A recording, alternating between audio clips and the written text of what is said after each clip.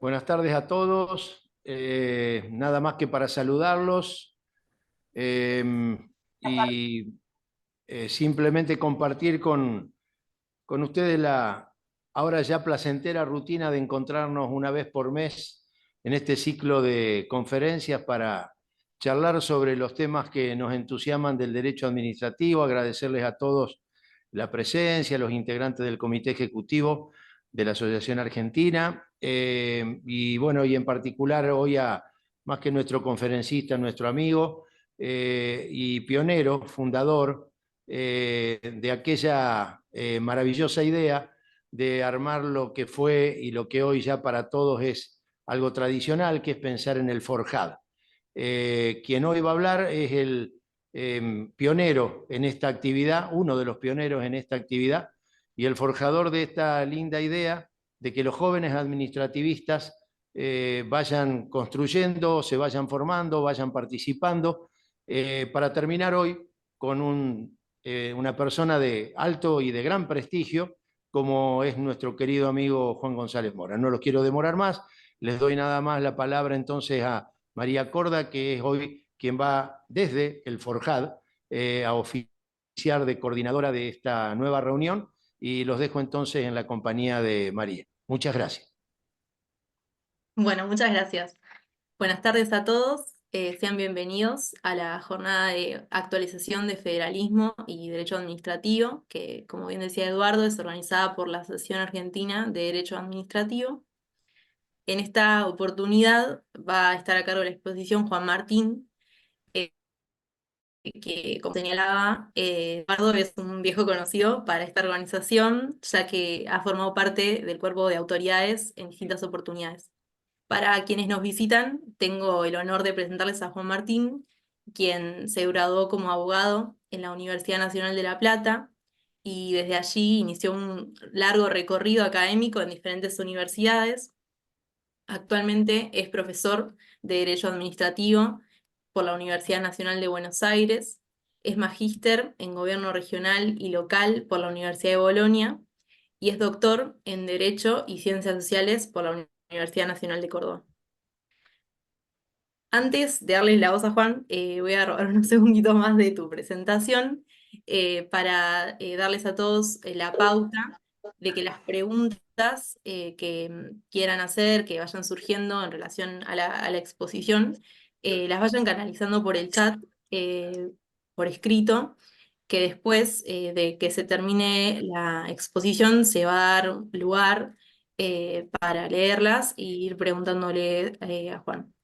También, por otro lado, vamos a dejar en el chat el link de inscripción para quienes todavía no hayan hecho eso, así luego reciben el certificado de participación. Bueno, sin más, bienvenido Juan. Bueno, muchísimas gracias, María Victoria. Estamos uniendo generaciones acá del Forjat. La veo a Pamela, por ejemplo, compañera de ruta de aquellos años, desde de hace muchos años ya. En Cuando fin, y un éramos montón de otros jóvenes. amigos. Sí, claro, claro. Bueno, seguimos en estas lides. Eso es algo que creo que sí nos dejó el Forjat, además de las amistades. La mayoría continuamos desde cada uno desde un lugar, desde sus funciones, de la docencia, desde la investigación, de donde sea. Todos seguimos adelante, digamos, en la discusión, digamos, que iniciamos hace muchísimos años, ¿no? Hace más de 20 años, ¿no? Más de 20 años en el seno de la ADA. Bueno, por supuesto, para mí es un placer participar. Le agradezco muchísimo sus palabras a Eduardo, le agradezco muchísimo la invitación a José, especialmente. Vamos a charlar un rato sobre un tema, o sobre varios temas, pero que le pusimos un título con José, que surgió en la charla que tuvimos cuando me llamó para invitarme. Terminamos hablando como una hora de esto, de alguna forma, de esto ya hace un par de meses, pero bueno, yo por cuestiones laborales estaba estaba metido, digamos, en el análisis y la discusión de la ley de bases. Entonces, la cuestión del federalismo, bueno, se impuso se impuso en la discusión, digamos, porque de alguna manera, o de muchas maneras, es un tema, digamos, o una tensión, si se quiere, la del federalismo, que está hoy en el primer plano, digamos, de la discusión pública. ¿Mm? Es decir, no solo política, digamos, la discusión pública. La manera más fácil de resumir de alguna manera, sí, las cosas que charlamos ese día fue ponerle un título lo más general posible, federalismo y derecho administrativo. Yo le pondría en un punto seguido desafíos. De eso quisiera hablar un poco, o plantear algunas cuestiones. A ver, lo primero que me parece es que no hay un solo federalismo, sino que hay varios. Es decir, hablar de un federalismo en nuestro país es una síntesis, digamos, muy difícil, si se quiere, muy arbitraria, digamos, porque tenemos un federalismo político de origen, ¿no? Un federalismo que es el que funda, el que estructura la nación argentina de una forma de gobierno, es el de las 14 provincias, el de las 13 más Buenos Aires, digamos, que en definitiva, entre 1853 y 1860, bueno, conformaron, digamos, esta nación como un Estado federal, un federalismo político. Es decir, del cual en concreto no vamos a hablar hoy. Pero también tenemos un federalismo fiscal, un federalismo dominial, un federalismo jurisdiccional, un federalismo ambiental. Es decir, distintas facetas, si se quiere, de lo que implica el federalismo, que en la mayoría de los casos se solapan, pero en algunos casos entran en tensión entre sí incluso. Es decir, si discutimos el federalismo fiscal, vamos a estar discutiendo cosas bastante concretas que hoy se están discutiendo, ¿no? Es decir, que tienen que ver no solamente con la cuestión tributaria, es decir, o exclusivamente con la cuestión tributaria, sino con, bueno, el sostenimiento, digamos, de las autonomías provinciales, ni más ni menos. La cuestión dominial es una cuestión que origina, digamos, si se quiere, también al federalismo. Es una cuestión que podríamos denominar territorial originalmente, pero que hoy excede completamente la cuestión territorial, y que yo diría que con la reforma constitucional del 94 adquiere una nueva dimensión a partir de la incorporación del último párrafo del artículo 124. Es decir, una cuestión dominial estricta, el dominio originario, puesto en cabeza de las provincias en relación a los recursos naturales que están en su territorio. La cuestión ambiental es una cuestión también contemporánea, si se quiere, es una cuestión que no surge, pero que tiene si se quiere, un foco muy importante en la reforma constitucional también. Está vinculada, lógicamente, al artículo 124, pero fundamentalmente al 41. Es una cuestión que invade, digamos, nuestras esferas, digamos, de conocimiento y lo que articula el derecho administrativo en varios aspectos. Yo diría fundamentalmente en materia de dominio público, fundamentalmente. Y después tenemos la cuestión jurisdiccional. Si se quiere, el derecho administrativo como disciplina, como ordenamiento jurídico, de alguna manera siempre estuvo discutido frente al federalismo desde la cuestión jurisdiccional. Es decir, lo primero que yo podría decir que aprendemos de alguna manera en la facultad cuando vemos o cuando discutimos esto, es que el derecho administrativo es local. Eso es toda una definición, ¿no? Yo podría resumir, digamos, si se quiere, esta primera aproximación en un artículo de la Constitución que es el 121. Es decir, dónde, cómo y en qué lugar ubico al derecho administrativo frente a la federación, bien, artículo 121. Eso me da una primera aproximación histórica, si se quiere, a la manera en que el derecho administrativo quedó ubicado dentro de la federación. Por supuesto que es un recorte, digamos, si se quiere, conceptual, porque también atañe a cuestiones fiscales, dominiales, ¿no? Pero yo voy a decir, fundamentalmente es una cuestión jurisdiccional. Es decir, a quién le corresponde legislar, regular en materia de derecho administrativo. Lo primero que ocurre si uno va al 121 y los artículos subsiguientes, y la conclusión es que es local porque es una materia no delegada a la nación, es una materia reservada por parte de las provincias. El derecho administrativo a nivel nacional, es decir, federal, en realidad, es un derecho administrativo de excepción. A pesar de que las normas federales de derecho administrativo se han llamado históricamente como nacionales. La Ley Nacional de Procedimiento Administrativo es una norma federal, la ley hoy de responsabilidad del Estado es una norma federal, y así podríamos seguir.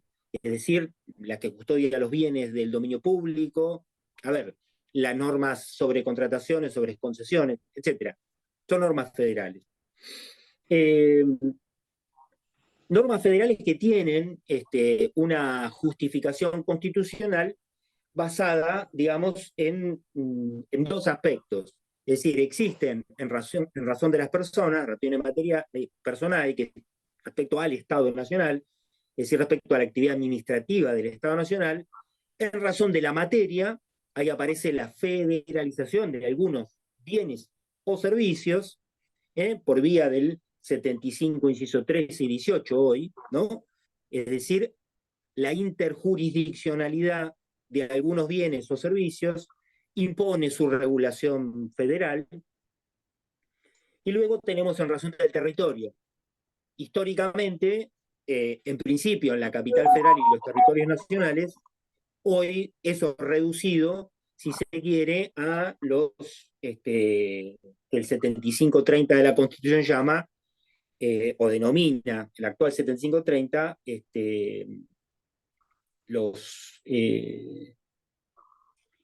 no me sale, los establecimientos nacionales, ¿no? Los establecimientos de... Bien. Ahora, esta división, si se quiere, más o menos mecánica de las jurisdicciones, de las competencias en materia de derecho administrativo, ni siquiera en 1853 fue estática. Es decir, todo el derecho público para las provincias, ¿no? Y por excepción a la nación. Es decir, tenemos varias anomalías originales, si se quiere. Yo diría que la primera y más importante tiene que ver con el Código Civil. El Código Civil es una norma, digamos, con una impronta unitaria. Claramente es una transacción en ese momento, en el momento fundacional de la nación, entre las provincias y la nación, ¿no? En la que se discuten de alguna forma cómo unificar el país, cómo hacerlo uno, cómo hacer de esas 14 provincias una nación. Bien, una forma de, si se quiere, una decisión política de cortar camino en ese sentido y darle una impronta de unidad casi inmediata, fue, bueno, que la nación sancionara los llamados para nosotros códigos de fondo. Nuestro modelo de federación, que es Estados Unidos, claramente no tiene ese esquema. Es decir, no hay códigos de fondo. Ahí los códigos de fondo son estaduales. Es decir, es una decisión política, no es una imposición del esquema federal de gobierno. En realidad, es una transacción. Bien, desde el punto de vista jurisdiccional, la cuestión se divide, se comparte. La nación dicta las normas, las provincias aplican, ¿no? Entonces, las normas de procedimiento en todo sentido, penales, civiles, laborales, etcétera, van a ser de jurisdicción o de competencia local. Pero la definición de esas normas de fondo queda unificada en un derecho que se llama nacional, por eso, no es ni federal ni provincial. Es un derecho que es dictado por la nación y que se aplica a todas las jurisdicciones por igual, es decir, indistintamente. Ese esquema de legislación nacional es un esquema que durante muchísimos años, hasta el 94, digámoslo así, hasta la reforma constitucional, de alguna manera convivió en el derecho administrativo, lo hicimos convivir a través de la doctrina, básicamente. A ver, el esquema más clásico, digamos, que se estableció en ese sentido es el del dominio público.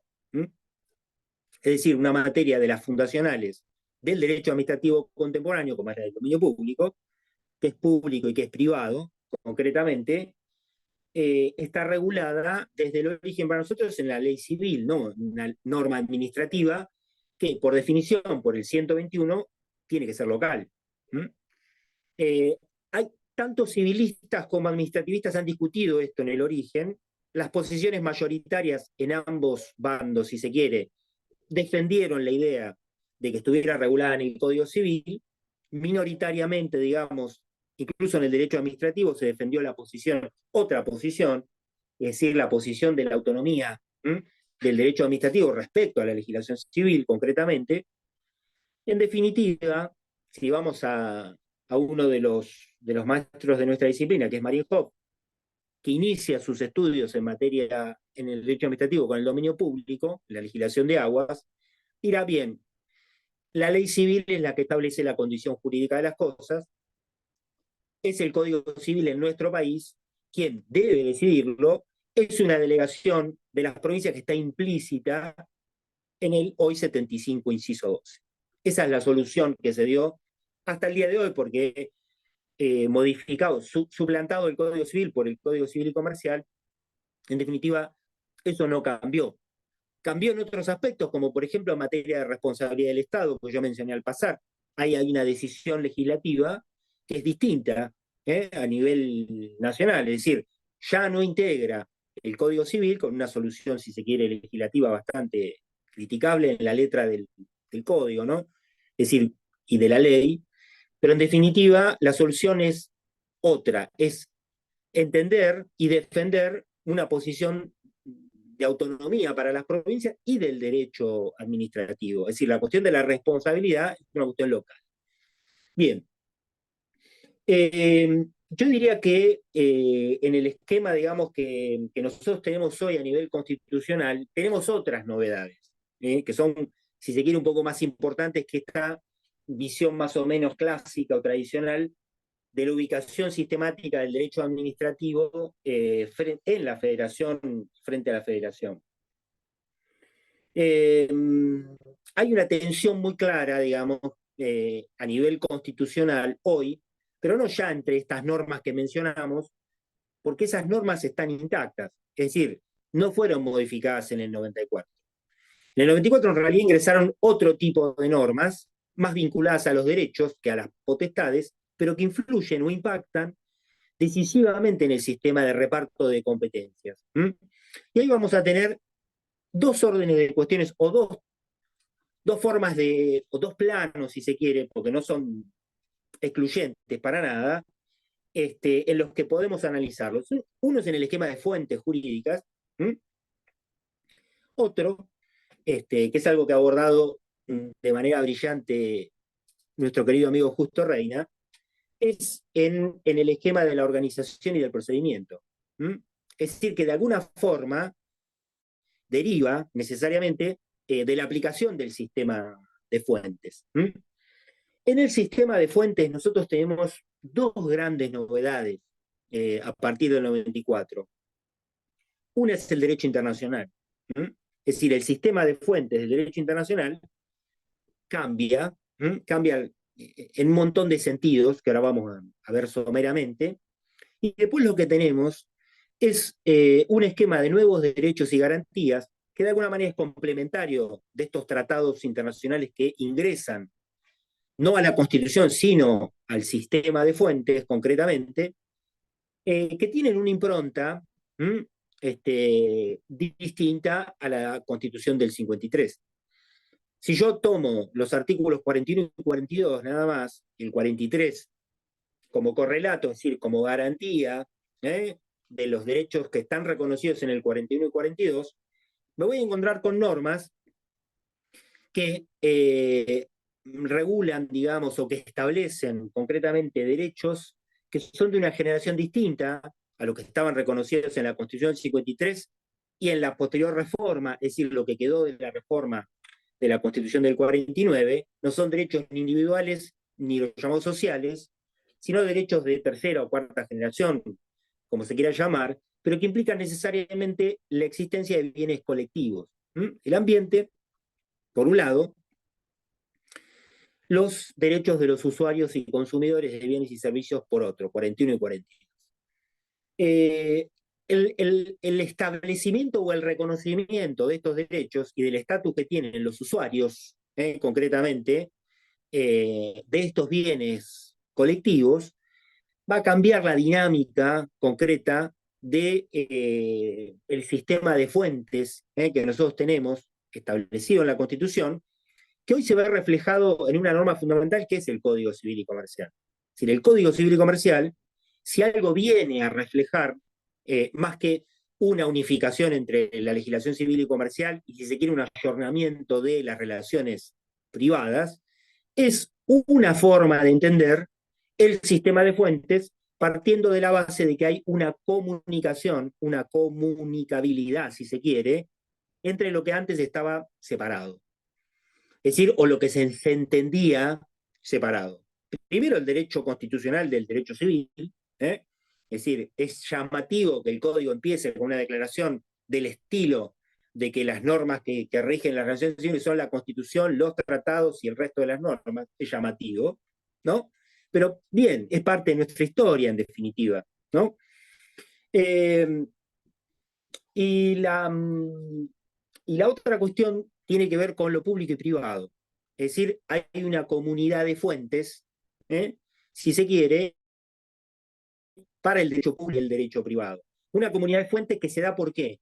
Porque las normas que otorgan derechos operativos para los particulares frente al Estado, que es lo que a nosotros nos interesa ahora concretamente, están por encima de los ordenamientos sectoriales. Es decir, del derecho público y del derecho privado. Del derecho administrativo, si se quiere, ese derecho local, y del derecho civil. Están por encima, están en la Constitución o en tratados internacionales que forman parte del sistema de fuentes constitucional. Esto hace que nuestro ordenamiento federal, es decir, esa división local, nacional, federal, incluso llegó a hacerse bastante más sofisticada en el llamado derecho intrafederal, por ejemplo, que es un derecho de concertación entre la nación y las provincias.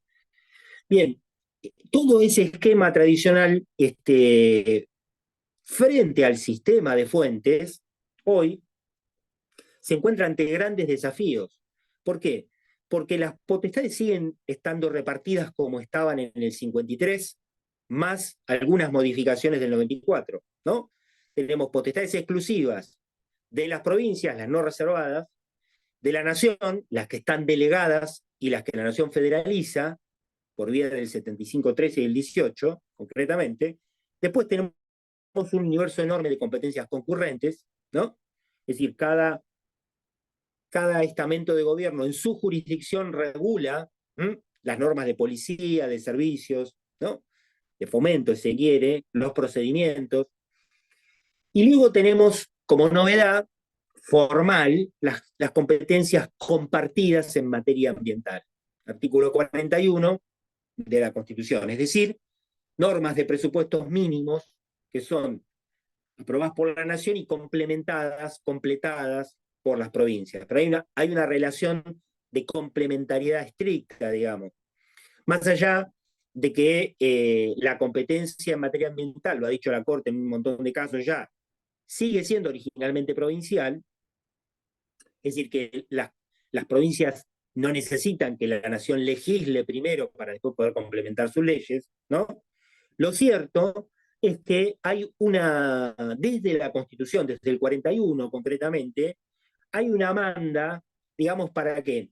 Para tratar de unificar un piso de criterios, un piso regulatorio, por lo menos en materia ambiental. Ahora, pasa exactamente lo mismo, por más que no esté regulado de esta manera, con el artículo 42 de la Constitución.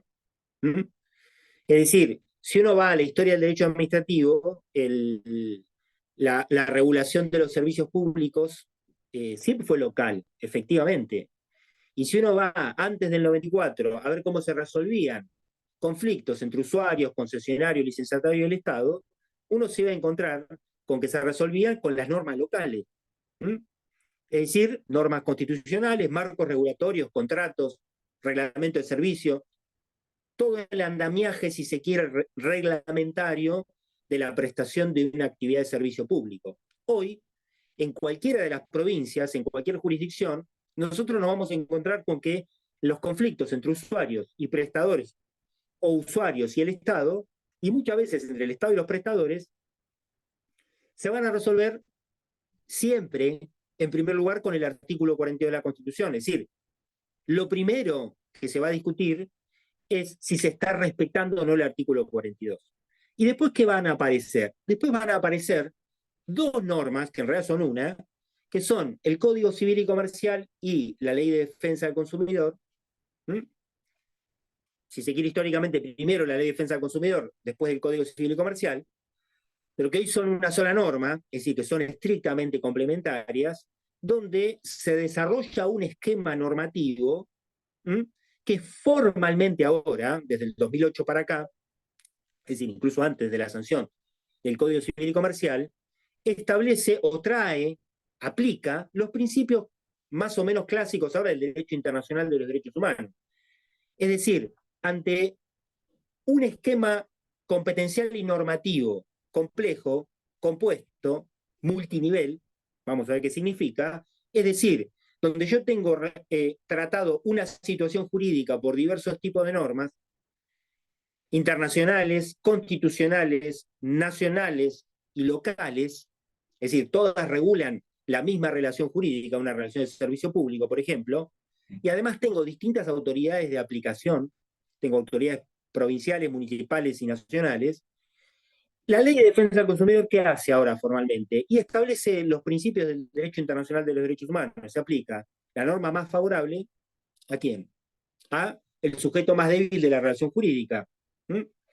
Es decir, los dos principios cardinales del sistema internacional de derechos humanos, pro homine, es decir, a favor del hombre, y favor debilis, es decir, a favor de la parte más débil de la relación jurídica, se aplican de manera estricta ahora en el sistema protectorio, el sistema protectorio del derecho del consumidor. Esto es un ejemplo, es un ejemplo muy claro para mí de algo que vino para quedarse y que cambia las relaciones entre las distintas jurisdicciones. ¿Qué es lo que cambia? A ver, no le quita competencia formalmente a las provincias, de hecho. Es decir, esto no viene a derogar el 121, concretamente. De hecho, la solución que da ahora la Ley de Defensa del Consumidor es una solución propia de los ordenamientos complejos que viene dada por el derecho internacional comunitario, más que nada. Es decir, si no vamos a reemplazar a los estamentos de gobierno, es decir, en el caso europeo van a quedar los estados nacionales incluso, todos van a legislar, pero el orden, digamos, en que se va a aplicar esa legislación va a ser un poco diferente y va a estar montado o, en realidad, pensado y regulado alrededor de algunas ideas cardinales, ¿no? Esas ideas son, de alguna manera, complementarias de estos principios que fueron acuñados en el derecho internacional de los derechos humanos. Primero el hombre, ¿no? El hombre primero frente a qué? Frente al Estado, y si están discutiendo dos hombres, es decir, dos personas, bien, la más débil. Es un esquema elemental que se está regulando. ¿Esto qué implica? Implica que todas las jurisdicciones legislan dentro de su ámbito de competencia. El tema es qué norma se aplica para solucionar un caso concreto. Entonces, el derecho administrativo hoy es un ejemplo muy claro en cada una de sus materias clásicas. En algunas se ve de manera, si se quiere, más nítida, más clara que en otras, pero en definitiva es predicable respecto de cualquiera de las materias clásicas del derecho administrativo, se ve como un ordenamiento multinivel. ¿Qué significa esto? Di el ejemplo de los servicios públicos, voy a otro ejemplo clásico del origen, que es el dominio público. Durante el siglo XIX y el siglo XX, de alguna manera alcanzaba para resolver los problemas más importantes del dominio público el Código Civil. De alguna manera, el Código Civil. El Código Civil dejaba a las provincias la regulación de los usos generales y especiales, digamos, la reglamentación de los usos, concretamente. Ahora, eso hoy no alcanza. Es decir, ¿por qué? Porque tenemos otro montón de normas, de regulaciones que impactan necesariamente sobre los mismos bienes, por un lado, y en las mismas relaciones jurídicas, y que no están en el Código Civil ni en la legislación administrativa sectorial, que está desparramada en todas las jurisdicciones. Yo para resolver un caso hoy, doy un ejemplo concreto de los que ha discutido la Corte en los últimos años. El caso de Río Atuel, por ejemplo, es decir, el caso de las yungas, digamos, y los desmontes en Salta y en Tucumán. A ver, el caso de los humedales en el Tigre y los incendios intencionales. Es decir, hay un montón de casos que uno podría decir, bueno, son del derecho ambiental, son del dominio público. Es decir, a quienes citan para defender, digamos, las cuestiones que están discutidas son a las jurisdicciones concretamente que tienen competencias sobre esto. Eh, Todas las normas aplican para discutir estos casos. Yo no puedo resolver el caso del río Atuel con el Código Civil hoy. De hecho, la Corte ha llegado a acuñar, digamos, después del 2006, cuando define al ambiente como un bien colectivo, concretamente, una serie de principios, entre los cuales está, por ejemplo, el principio pro agua, es decir, un micro bien dentro del ambiente. ¿Eso qué significa? Y significa un montón de cosas en los casos concretos. Significa que el dueño no tiene pleno dominio, digamos, sobre ese bien, ni siquiera plena jurisdicción por el artículo 41. Es decir, significa otras cosas. Hay algo muy interesante que se está dando en las discusiones públicas de los últimos meses, que está un poco solapado, me parece, pero que tiene que ver mucho con el federalismo, que es, si se quiere, la reedición de la discusión, no sé si de la discusión, pero por lo menos de la enunciación, una y otra vez, del principio de subsidiariedad. Principio, lo estoy viendo a mi amigo Claudio Viale en pantalla, con quien he hablado mucho de esto, en otros momentos y por otros temas. Principio de subsidiariedad generalmente se discute o se trae a colación para establecer algunos principios de articulación entre lo público y lo privado, ¿no? Es decir, cuánto puede el Estado intervenir en la esfera de derechos de los particulares, digamos, en cualquiera de sus formulaciones, es decir, la liberal más o menos clásica, la de la doctrina social de la Iglesia, en cualquiera de las formulaciones del principio de subsidiariedad, hay un eje central que es la autonomía y la libertad de la persona frente al poder, frente a quien regula, frente a quien le establece límites, digamos concretamente, a esa autonomía y a esa libertad. El federalismo, como sistema de articulación de gobierno, es una expresión del principio de subsidiariedad. Es decir, es una expresión, si se quiere, que no es muy conocida en esos términos, pero que hace muchos años que se discute en esos términos.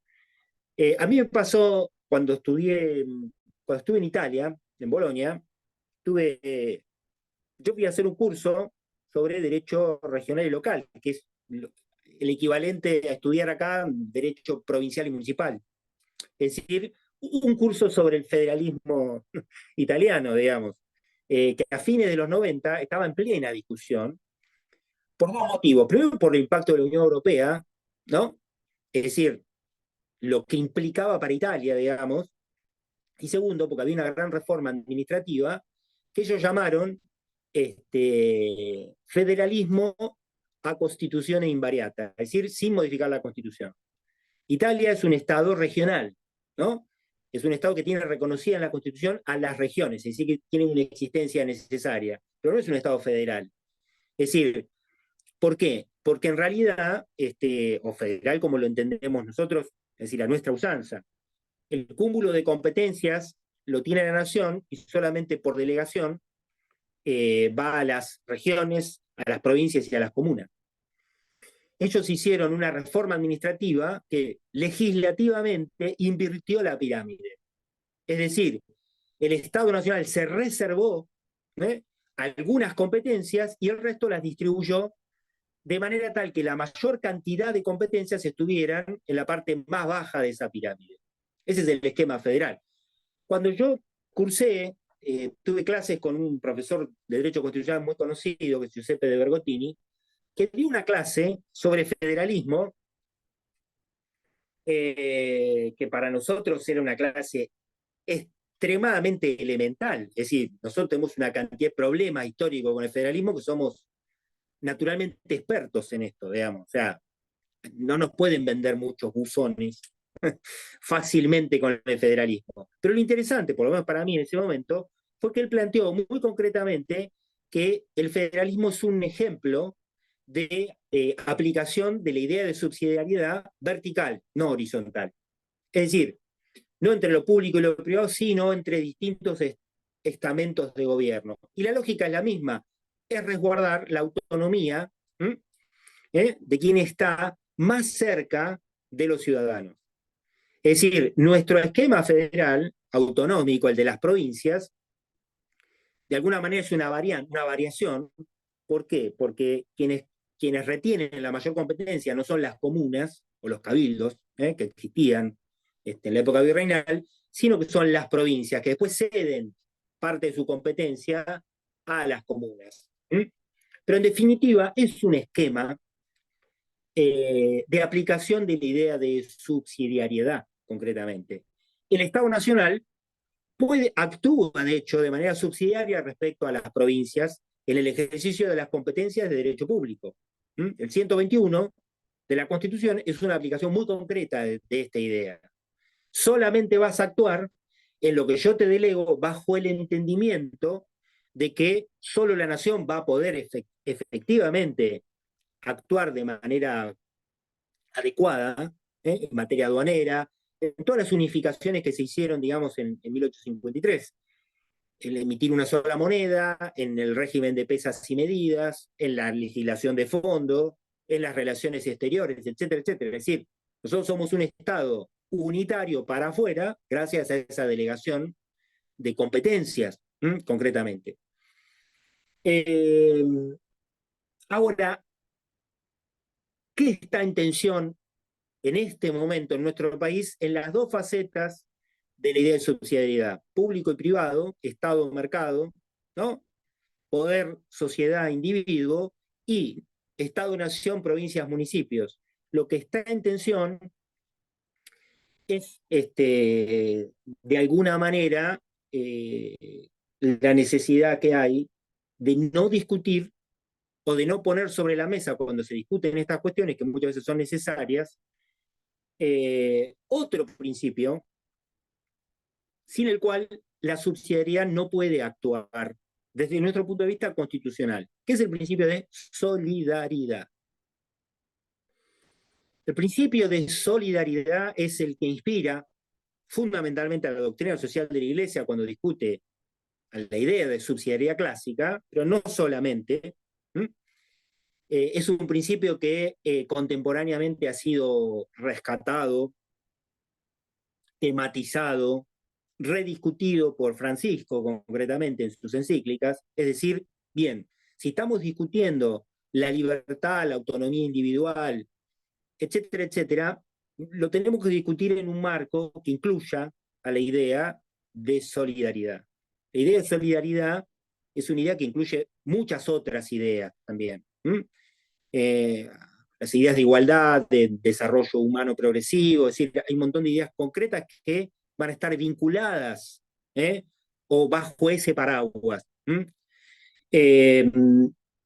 qué digo que desde el punto de vista constitucional es necesario discutir la solidaridad en el plano del federalismo? Porque lo impone la Constitución. La Constitución del 53, que es bastante parca, digamos, en algunas definiciones, incluye esta idea muy concreta en un artículo que sigue vigente, tal cual fue sancionado en 1853, hoy es el 75.9, que autoriza al Congreso de la Nación, leo, a acordar subsidios del Tesoro a las provincias cuyas rentas no alcancen según su presupuesto para cubrir sus gastos ordinarios. Es decir, el subsidio que viene del principio de subsidiariedad, es decir, viene de la misma raíz, que es el auxilio, concretamente, está previsto de manera expresa en la Constitución. En el 94 esto se completa y de alguna manera se redobla en su sentido concretamente. Básicamente en una serie de normas que tienen que ver con el federalismo fiscal primero, es decir, la coparticipación, que es, si se quiere, una novedad, digamos, constitucional, pero que concretamente incluye el 75, inciso segundo, ahora la siguiente párrafo. La distribución entre la nación, las provincias y la ciudad de Buenos Aires, y entre estas, se efectuará en relación directa a las competencias, servicios y funciones de cada una de ellas, contemplando criterios objetivos de reparto, será equitativa, solidaria y dará prioridad al logro de un grado equivalente de desarrollo, calidad de vida e igualdad de oportunidades en todo el territorio nacional. Y esto tiene un correlato en la nueva cláusula de progreso, si se quiere, de prosperidad, en el 75-19, cuando, además de establecer como cometido estatal el progreso conducente al desarrollo humano, al progreso económico con justicia social, eso es lo que dice esa norma concretamente, establece al final proveer al crecimiento armónico de la nación y al poblamiento de su territorio, promover políticas diferenciadas que tiendan a equilibrar el igual desarrollo relativo de provincias y regiones. Es decir, un federalismo solo subsidiario, digámoslo así, es un federalismo que se acomoda en estos momentos a necesidades discursivas y estrictamente políticas. Es decir, si vos sos quien tenés las competencias, federalismo fiscal, federalismo jurisdiccional, federalismo dominial, ambiental, lo que fuera, vos te tenés que hacer cargo. Este es el discurso hacia las provincias. Las provincias están contestando de una manera inédita. Están diciendo, bien, si yo soy el dueño de los recursos, entonces, bien, tampoco voy a ser solidario con el resto, digamos, con la nación. Algo que yo por lo menos no había escuchado de manera tan clara en boca de gobernadores, digamos. Es decir, bueno, si esa es una manera de discutir que nos hace volver, si se quiere, a antes de la Constitución de 1853. Es decir, es una manera de discutir federalismo que no se daba en muchas décadas, me parece. No sé si se dio así alguna vez concretamente. Lejos de establecer algún tipo de equilibrio, digamos, o de plantear ahora algún tipo de equilibrio, yo decía al principio que el motivo o el tema de esta charla surgió conversando con José cuando me llamó para invitarme, porque estaba leyendo la ley de base y estaba metido en ese fragor. La ley de bases tiene un sistema, o prevé un régimen de inversiones, digamos, un régimen de fomento. Régimen de fomento a las grandes inversiones. Bien, uno más, diríamos. Hay históricamente muchísimos, ¿no? La nación lo ha hecho históricamente, ha hecho promociones industriales, hay ejemplos característicos, históricos en San Luis, en Tierra del Fuego. Bien, la nación tiene competencia, para eso sí tiene, efectivamente, la Corte se lo ha reconocido históricamente, haciendo uso de la cláusula de progreso del 75-18, la Corte ha dicho, usted puede establecer diferencias territoriales, impositivas, desgravaciones, recompensas de estímulo, todo eso bajo una idea, son privilegios de los que están incluidos genéricamente en la cláusula de progreso. Si están justificados, no son discutibles en su discrecionalidad, digamos así. Bien, tienen que estar justificados. Esta ley, digamos, que ahora tiene media sanción, avanzó en su redacción, si se quiere, no para bien, sino para mal, en el sentido, voy a leer una cláusula, porque para mí es impactante, en función de lo que estamos hablando, es decir, de las discusiones que se están dando. Dice el artículo 162, declárese en el marco del artículo 75, inciso 18 de la Constitución Nacional, que las grandes inversiones que califiquen y se concreten bajo este régimen son de interés nacional y resultan útiles y conducentes para la prosperidad del país, el adelanto y bienestar, copia el artículo de la Constitución de todas las provincias, la Ciudad de Buenos Aires y los municipios. Sin perjuicio del ejercicio legítimo de las jurisdicciones y competencias locales, cualquier norma o vía de hecho nacional o local por la que se limite, restringe, vulnere, obstaculice o desvirtúe lo establecido en este título será nula, de nulidad absoluta, insanable, y la justicia federal deberá en forma inmediata impedir su aplicación. Nunca vi una norma de este estilo. Es decir, en una ley nacional de fomento, después esto tiene varios correlatos más cuando invita a adherir a las provincias, y dice lo mismo. Es decir, por 30 años, las provincias que adhieran no van a poder hacer ejercicio de su federalismo tributario, es decir, no pueden imponerle nuevos impuestos, cambiarle las alícuotas, nada.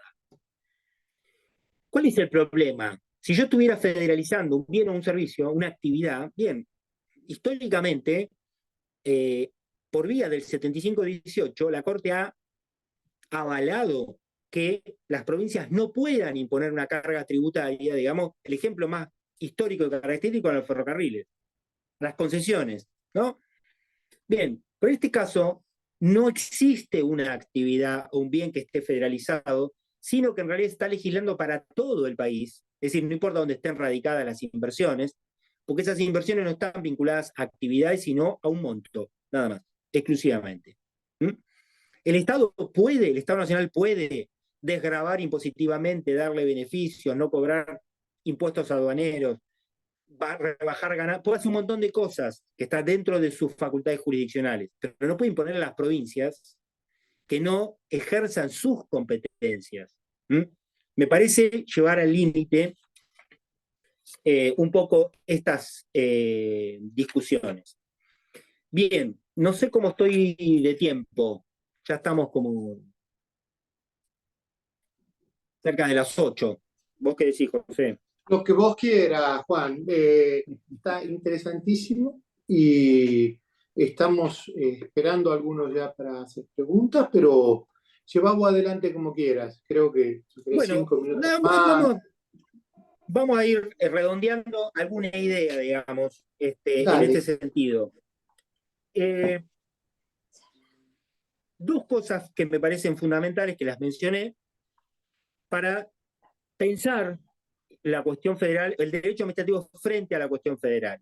Primero, discutir, digamos, el federalismo a nivel del derecho administrativo con el 121 de la Constitución es una imposibilidad hoy. Es decir, para algunas cuestiones sí, como la última que yo mencioné, es decir, si se trata de que la nación invada las competencias provinciales, por supuesto, que esa es el eje central, digamos, que va a resolver constitucionalmente la mayoría de las discusiones, pero desde el punto de vista de los derechos de los particulares, no. Es decir, si algo limita el nuevo esquema de fuentes que tenemos y que configura el derecho administrativo como disciplina, como un ordenamiento multinivel, es decir, un ordenamiento que tiene fuente internacional, fuente constitucional nacional, fuente en las constituciones provinciales, fuente en leyes nacionales, como el Código Civil, como las normas de presupuestos mínimos ambientales, como la Ley de Defensa del Consumidor, por ejemplo, y después el aparato o el andamiaje, digamos, del derecho administrativo local, del derecho reglamentario, digamos, básicamente de las materias clásicas del derecho administrativo, que es local, ¿no? Poder de policía, los servicios públicos, la responsabilidad del Estado, hoy reconfigurada, digamos, en ese sistema a nivel federal, concretamente, a nivel procedimental, etc. Decir que el derecho administrativo es un ordenamiento multinivel, en realidad es una descripción, digamos, no es una definición en sí misma. Es decir, está describiendo una situación, algo que está ocurriendo, que obliga a qué? Que obliga a componer un ordenamiento jurídico para resolver cada caso. Es decir, yo no tengo resuelto normativamente cada caso en función de la disciplina, como era antes, público-privado, en función de las jurisdicciones, municipal, provincial, nacional. Es decir, tengo conflictos en los dos ámbitos. en la distinción entre lo público y lo privado, y en las distinciones, si se quiere, lo horizontal de la idea de subsidiariedad, es decir, del límite a la intervención, y en lo vertical, entre las jurisdicciones, entre los distintos niveles de gobierno. Ahí aparece lo que Justo Reina llama procedimiento administrativo multidimensional. ¿Mm? Es decir, que no ataca, digamos, la cuestión del sistema de fuentes, sino de la organización administrativa y del procedimiento. ¿Mm? De alguna manera, lo que Justo está planteando, digamos, concretamente, es que hay casos, que hay supuestos, de hecho, donde se están discutiendo derechos fundamentales, es decir, la atención por parte de la administración del Estado, de la garantía efectiva de mínimos en materia de derechos fundamentales, que hoy no pueden válidamente resolverse apelando a las viejas técnicas de división jurisdiccional, es decir, yo no soy competente, o soy competente en una parte y en otra no. Es decir, no puedo negar la atención y la solución de determinados problemas, concretamente, que afecten derechos fundamentales, a partir del 121. Ese es el planteo básico de Justo, que me parece que implica una discusión necesaria para el derecho administrativo. ¿Cuál es el problema? El problema es que esto lleva, desde el punto de vista de la organización administrativa y del procedimiento, a algo parecido a lo que pasa en el sistema de fuentes. Yo tengo que componer un esquema normativo para poder dar solución a un caso, y en esto tendría que armar una organización y un procedimiento lo suficientemente flexibles, es decir, en el que participen más de una jurisdicción, más de una organización administrativa, y que utilicen un mínimo de normas comunes o de principios comunes. ¿Para qué? Para poder dar solución al problema. Es decir, para que la tutela administrativa sea efectiva, que es la manda constitucional que nosotros tenemos hoy concretamente en función del sistema de fuentes, concretamente.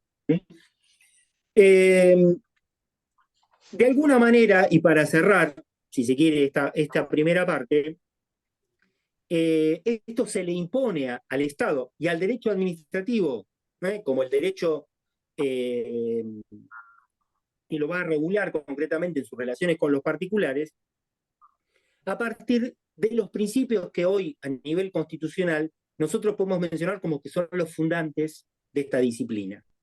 ¿Cuáles son esos principios más trascendentes? El primero es decir, que van a guiar a la formulación de las normas de derecho administrativo y a su aplicación concreta.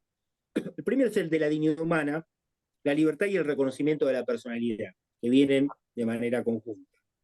Segundo, el derecho a igual protección de ley sin discriminación, algo que viene de los tratados de derechos humanos y que permea ya a todo nuestro ordenamiento jurídico. Tercero, el de la primacía de los intereses públicos generales y colectivos sobre los intereses individuales.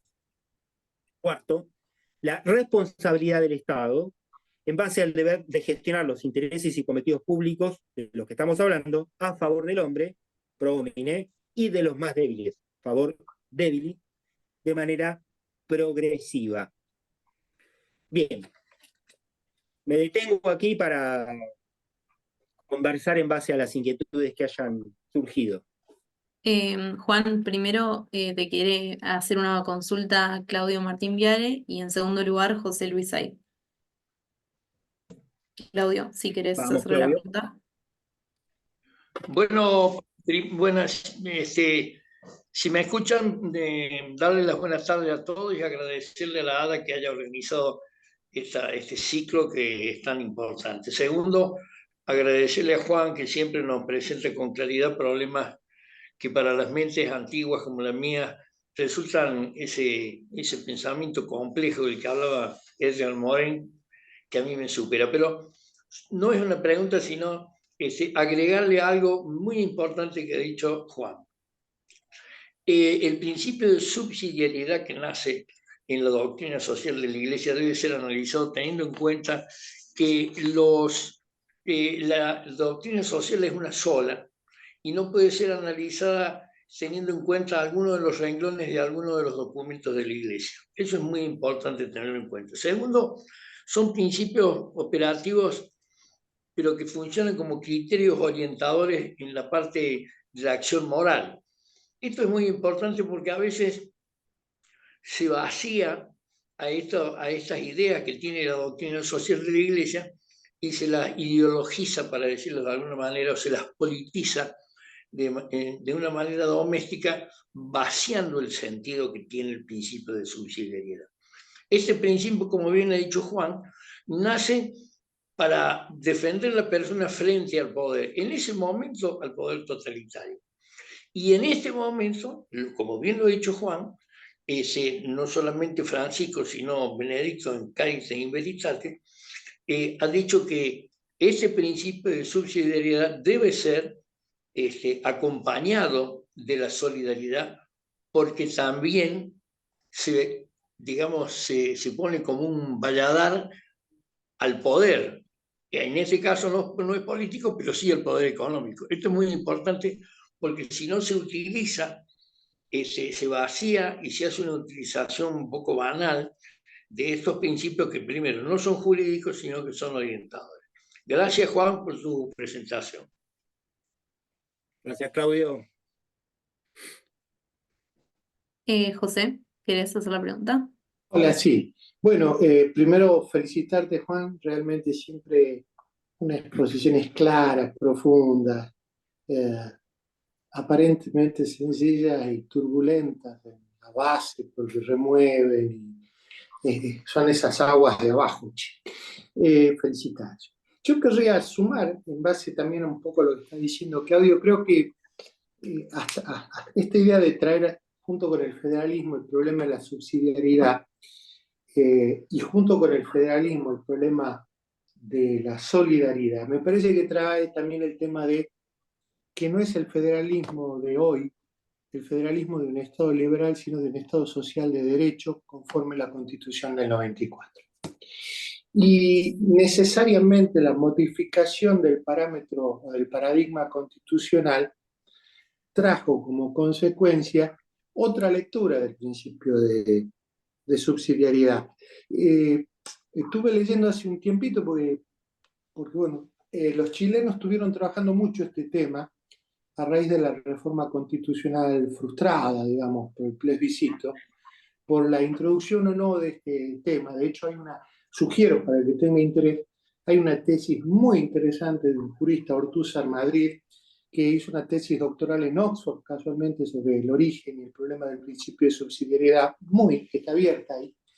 Y lo que plantea es que vos hablaste muy bien de esta subsidiariedad en un sentido horizontal y en un sentido vertical, y creo que también habría que deslizar la idea de la subsidiariedad en un sentido positivo y en el sentido negativo, que es en definitiva la subsidiariedad en el sentido positivo, es esto que vos llamás la solidaridad. Entonces, pregonar que federalismo, Estado social de derecho y nuestra vieja y querida tutela de la Dacia Inversorge, desde Fortov en adelante, siguen teniendo lazos que son sostenibles aún y que no pueden ser quebrados por la ley porque son de matriz constitucional. Eso nomás. Gracias.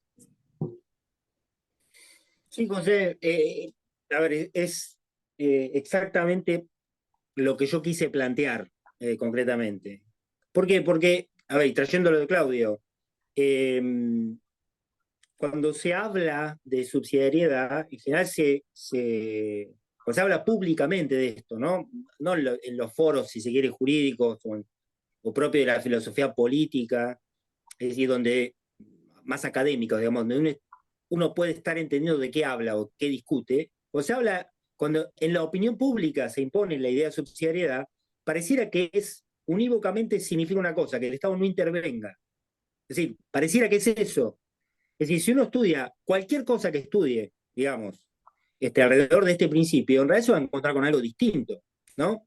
Por eso yo marcaba, a mí me pasó cuando fui a Italia, es decir, me sorprendió, porque yo fui a fines de los 90, es decir, en una época parecida, si se quiere, a la de ahora, en el sentido de que lo que se estaba discutiendo era la reforma del Estado, se discutían las privatizaciones, etcétera, etcétera, enmarcados en ese principio, ¿no?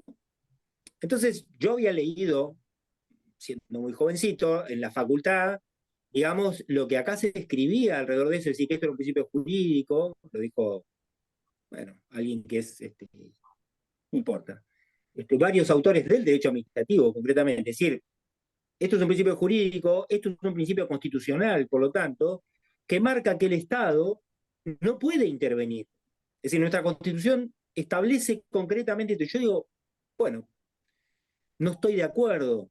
A ver, no estoy de acuerdo porque yo la leo la Constitución de otra manera. En aquella época estoy hablando, ¿no? Es decir, cuando se estaba reformando la Constitución.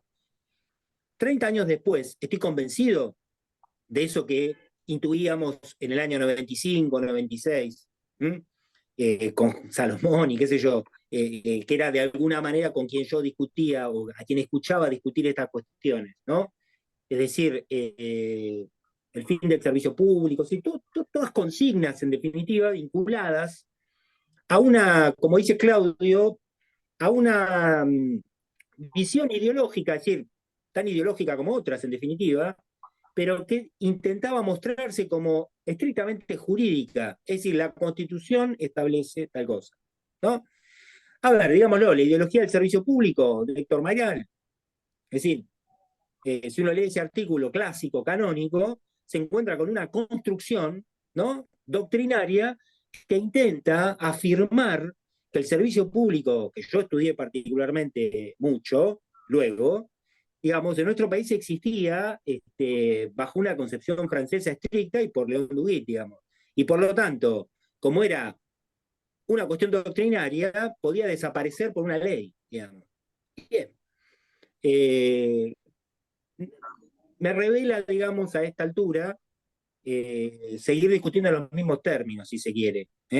A nivel legislativo, lo estoy diciendo, no estoy planteando a nivel político. Político, cada cual puede opinar lo que quiera. A nivel jurídico, digamos, no podemos seguir discutiendo de la misma manera. Creo yo, por lo menos. Me revelo a eso. A ver, y fundamentalmente porque hay otras complejidades, ¿no? Es decir, yo cité dos normas de la Constitución que no son normas de declaraciones de derechos, justamente. Están en la parte orgánica de la Constitución y establecen relaciones entre la nación y las provincias, donde aparece esta idea de solidaridad vinculada a una idea de progreso humano con justicia social, concretamente. Es decir que tenemos un Estado social, digamos, en la Constitución, no es una consigna política o una declamación, si se quiere, una petición de deseos. Está escrito en la Constitución. Es decir, y está sistemáticamente incluido en la Constitución. No es algo, bien, puede no gustarnos, si se quiere, políticamente, puede parecernos lo que fuera, eso es otra cosa, de eso no quiero hablar. Lo que sí creo es que al mismo tiempo las provincias están en una situación compleja, complicada, porque aquellos lazos de solidaridad que no estaban escritos al momento de sancionarse la Constitución del 53, y que se reflejaban en esa idea de que la nación iba a subsidiar a las provincias, ¿no? Es decir, que las iba a sostener concretamente, tiene que ver con algo fundacional en nuestro Estado, digamos, así que no puede desconocerse. La nación como tal, la nación que ha unificado al Estado para afuera, a esta nación concretamente, y que tiene delegados esos poderes concretamente, tiene responsabilidades muy concretas respecto al sostenimiento de los estados locales, digamos, ¿no? Esto, por supuesto, no implica que las naciones, que las provincias no tengan responsabilidades, que no tengan que sostener su autonomía razonablemente, racionalmente, etc. Pero la norma constitucional reformada en el 94 ha ido en un sentido, digamos, que hoy claramente está siendo discutido, pero está siendo discutido de una manera totalmente sesgada. Es decir, yo no puedo discutir el federalismo político con el federalismo fiscal. No puedo discutir el federalismo ambiental con el federalismo fiscal.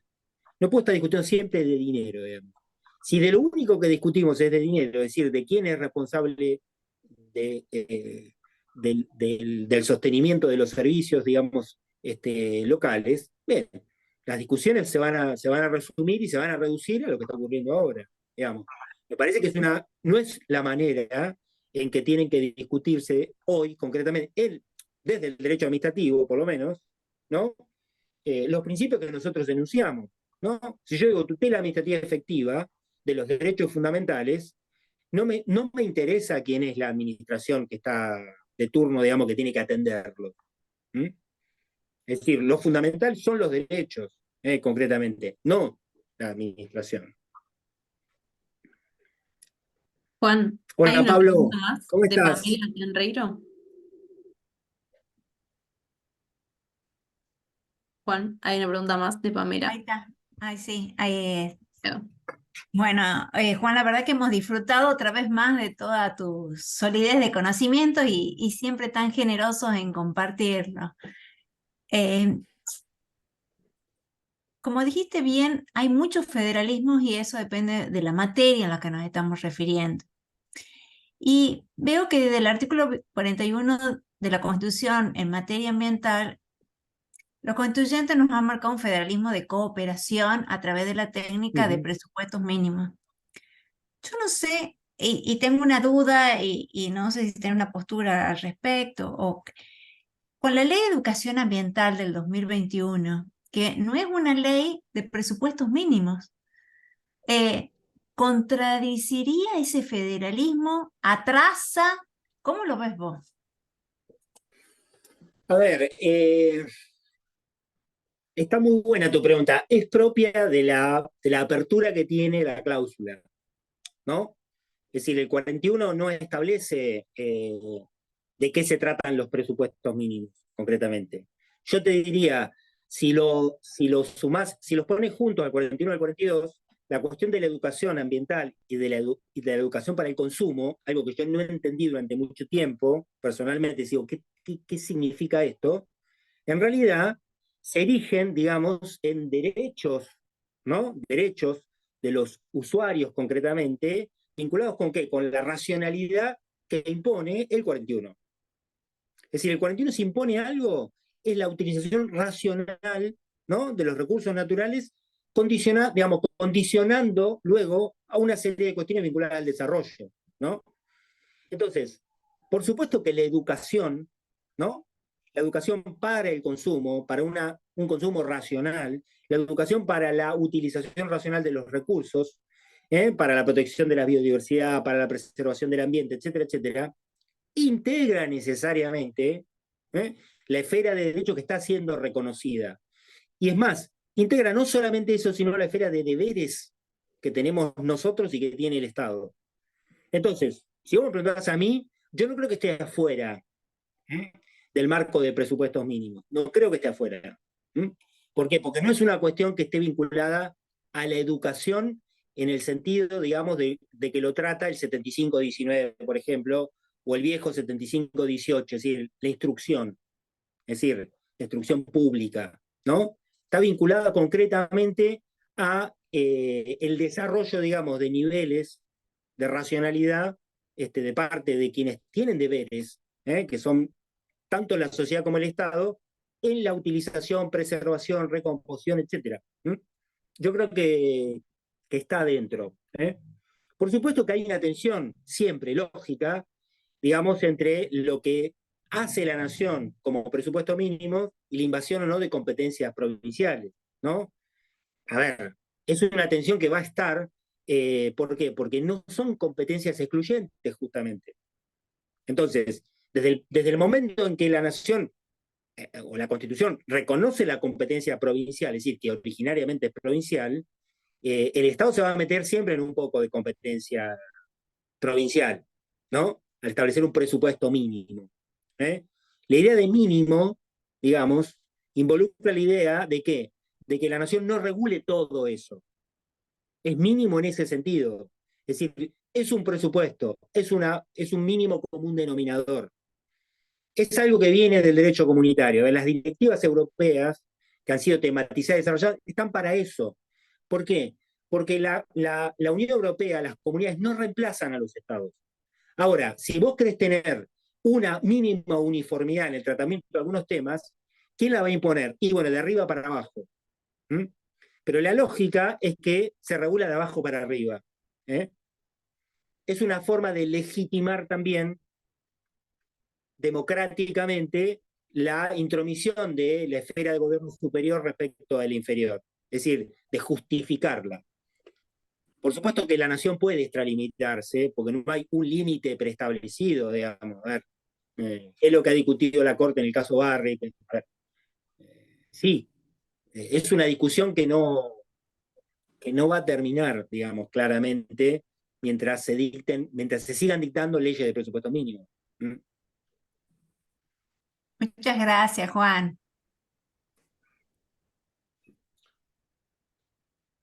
Hay una pregunta más de José Luis. Un aporte simplemente para pensarlo, porque es un tema que también se ha meneado. A veces se toma la matriz del 41 como un modelo que pretende expandirse a otras áreas dentro de nuestra distribución de competencias federales. Específicamente en derecho administrativo hay quienes han sostenido la posibilidad o se preguntan por la posibilidad de que ¿por qué no se dicta en materia de responsabilidad del Estado también una ley de presupuestos mínimos, etcétera, etcétera? Yo simplemente para dejar una opinión sobre esto es que es totalmente en desacuerdo con la expansión del modelo del 41. Creo que el modelo del 41 es un modelo que viene a hacer excepción al modelo del 121 y que hace una excepción a su vez al modelo de las competencias separadas, ¿no? En la medida en que en vez de tener una división vertical, diríamos, de algún modo, establece una distinción horizontal donde uno pone la base y el otro construye arriba, frente al modelo tradicional donde uno construye a cada lado. Creo que, en definitiva, lo que quiero dejar para pensar es que creo que el federalismo trae necesariamente como consecuencia las desigualdades dentro de las regulaciones de los estados locales y que esas desigualdades son compatibles con las desigualdades de financiamiento, de recursos, de idiosincrasia, de burocracia, etc. Y solo pueden ser censuradas no a partir de un modelo de distribución de competencias por ese lado, sino finalmente por el 28, en tanto y en cuanto, como vos dijiste, Juan, se violente el nuevo sistema de fuentes que prioriza derechos, etc. Pero en esas regulaciones diferenciadas puede haber, son parte del federalismo, según yo lo veo. Nada más que eso.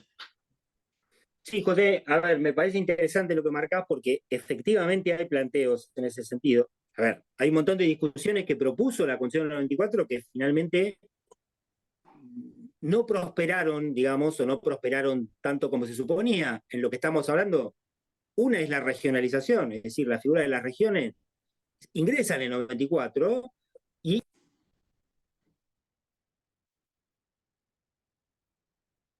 Te silenciaste, Juan, te silenciaste. Ahora.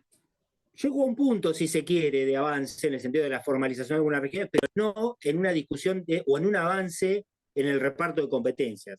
¿No? No. Yo estoy de acuerdo con lo que vos decís. Es decir, la matriz que nosotros tenemos es la matriz de reparto de competencias. La anomalía es el 41, no es la regla. Es decir, y está vinculado a una materia concretamente.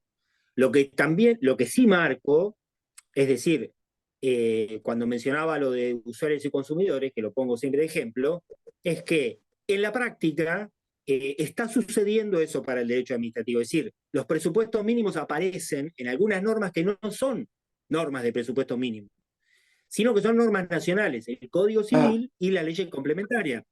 ¿Por qué? Porque por el sistema de fuentes vos no podés negar, por una cuestión jurisdiccional, derechos que están reconocidos para todos. Es decir, vos no podés decir, no, un contrato, digamos, las reglas de los contratos de consumo en la provincia de La Pampa no van, porque, a ver, vos no podés regular sobre eso. Y los contratos de consumo incluyen a los de servicio público. Entonces, sí, el servicio público es local, concretamente. ¿Se le quitó la regulación local a Pampa? No. lo que se hizo fue limitar de alguna manera en los hechos, digamos, por la imposición de normas nacionales, lo que puede regular localmente la Pampa. ¿A través de qué? Como vos bien decís, es un esquema de ordenamientos complejos, compuestos, como sea CACESE o de multinivel, lo que llámese como se llame, son ordenamientos que no tienen una gradación jerárquica mecánica y estricta. Es decir, porque vos tenés un sistema de fuentes múltiples que se aplican, digamos, normas de distintas fuentes que se aplican al mismo tiempo. ¿Cómo se soluciona? El derecho internacional creó esos mecanismos. Sí, señor. O sea, se solucionan con algunos principios, digamos. Es decir, que algunas normas cedan frente a otras, pero para el caso.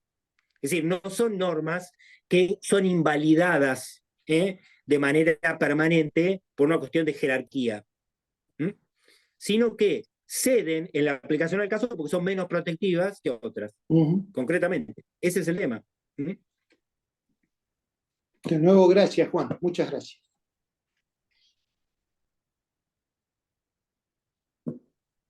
Me parece que el presidente va a tomar la palabra. Creo que ya no hay, perdón, otras intervenciones.